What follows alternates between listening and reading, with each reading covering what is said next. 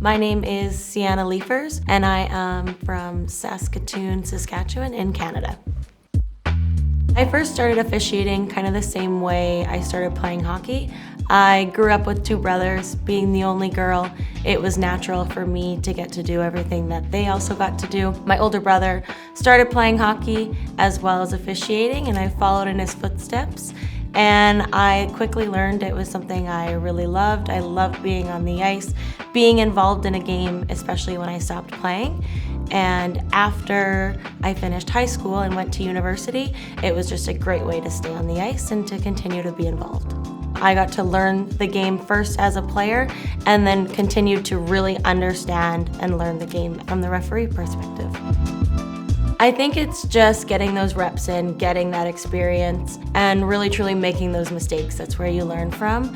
And just the more games you spend on the ice, the more you learn, the different people that you work with, all the different types of hockey, whether it is a U13 game to a college game, male, female, there's so much to learn from all the different types of hockey that you skate. There's so much of what we do that relies on that team aspect. It's not just an individual approach when it comes to refereeing.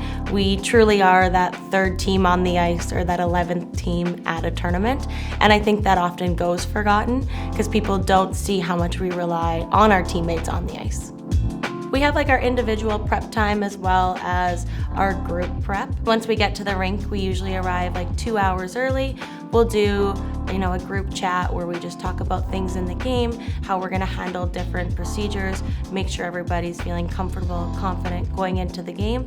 And then we get our team warm up in. So that could be a game of soccer or a game of spike ball, which gets pretty competitive at times. And then after that, we do our individual things if we need to stretch, roll out, anything that we need, and then we get ready and hit the ice. We really do spend a lot of time together as a big group. It really gives us the opportunity to understand our teammates from the human aspect. We really get to know them as a person, and then they become a friend, and once you guys are friends, it's really easy to work with somebody. That's the cool thing about officiating is you meet so many people from around the world, and there's no other sport or chance that I've had to make friends from around the world. And it's really awesome when you get to officiate with some of your best friends. Do you have a favourite memory or favourite moment from being an official? Yeah, I think I have two of them. My very first one would be the first laps that I took at the Olympic Games in Beijing. It was such a special moment to me to just take that deep breath, really take it all in that moment and look around and just know that I've accomplished a goal that I've been wanting for so long.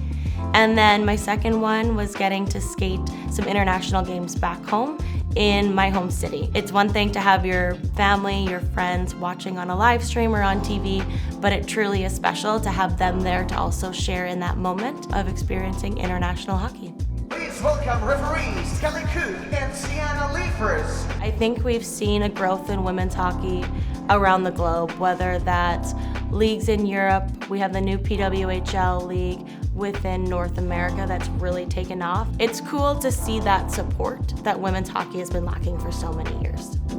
I think there's so many opportunities in the officiating world, and if you're willing to put that extra work in to really go for it, they can be accomplished. And I really do think there's a lot of valuable skills that come from officiating that you're gonna carry with you forward, whether that's in your personal life or your career. It has a lot to offer.